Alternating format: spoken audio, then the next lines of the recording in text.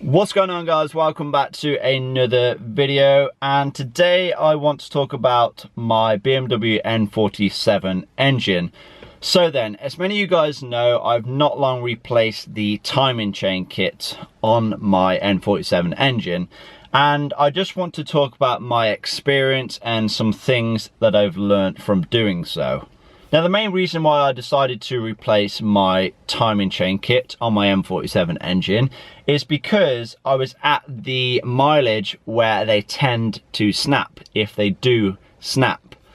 And so I was at around 120,000 miles, and I've explained before, when they tend to snap, obviously there is some anomalies, you know, but the range where they tend to snap is between 100 and 140,000 miles. I was smack bang in the middle of that at 120,000. So I thought it's something that I want to do anyway. I wanted to document the whole process for you guys on YouTube.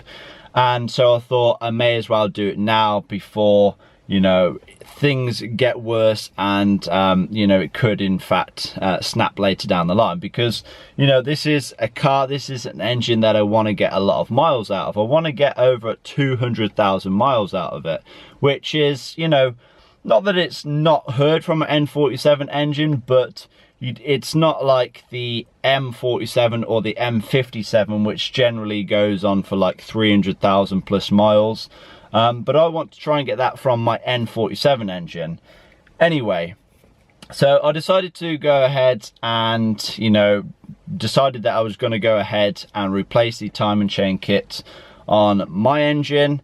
Now, there's a few things that I learnt from doing so. Now, I expected when I took off the rocker cover and I took off the timing cover, I expected for there to be quite a decent amount of slack in the chains themselves. So there is 3 chains in total. There's one at the bottom which drives the oil pump. Then there's one in the middle which goes from the crankshaft to the high pressure fuel pump, and then there's one that goes from the high pressure fuel pump to the camshafts. Now, with the upper 2 chains, the actual timing chains, there was no slack at all, which means that the tensioners were doing their correct jobs. They were keeping the chains under proper tension. But with the bottom chain, so the oil pump chain, that was very slack. You could almost take the chain off without even taking the sprocket off. But I later realized that it was supposed to be slack. You know, the new chain that I fitted to the oil pump and the crankshaft was exactly the same. So the bottom chain is supposed to be slack. Okay then, so the oil pump chain was supposed to be like that. The upper 2 timing chains were under tension, which means that the tensioners were doing their jobs.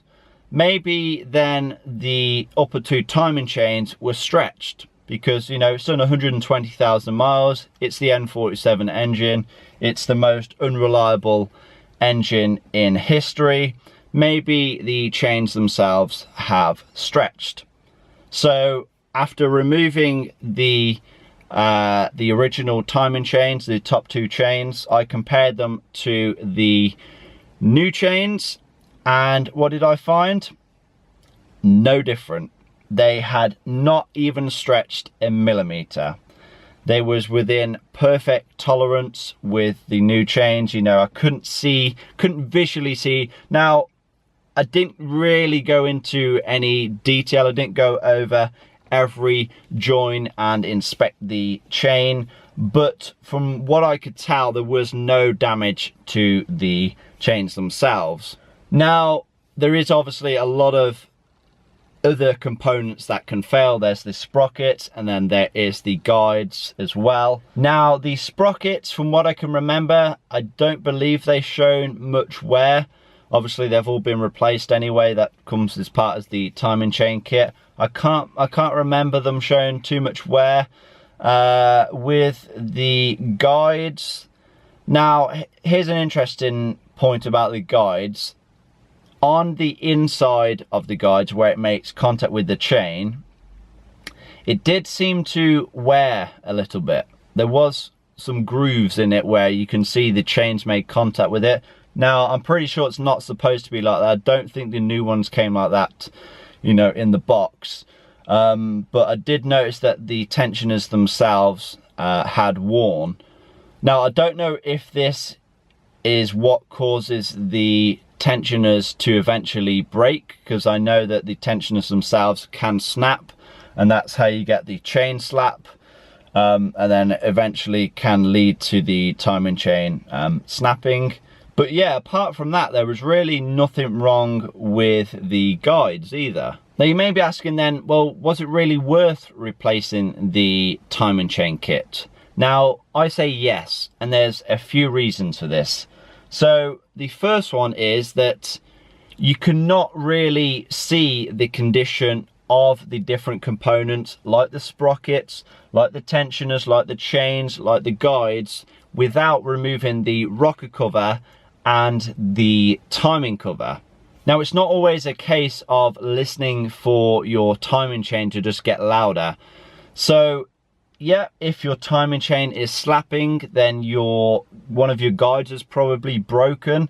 But say for example, if your timing chain just snaps, say if it's the chain that's failed, you're not necessarily going to get a warning with that. So the biggest benefit of replacing the timing chain kit is the peace of mind that you get. So without it being replaced, you're just constantly driving down the road thinking, is it going to fail? If it fails, am I just going to scrap the car? Am I going to rebuild the engine? Am I going to drop a new engine in?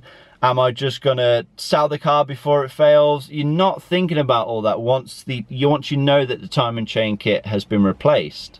And not only that, you guys saw the amount of other jobs that I managed to do while I had the engine out. So we completely cleaned out the intake manifold.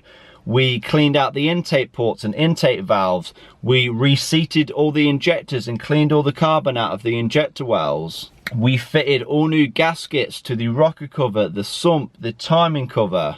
And with doing all of these jobs myself, I now know this engine like the back of my hand. So if any future problems do arise, I know exactly where to look. Okay then, so I'm going to wrap this video up. Did my timing chain kit on my N47 engine need replacing?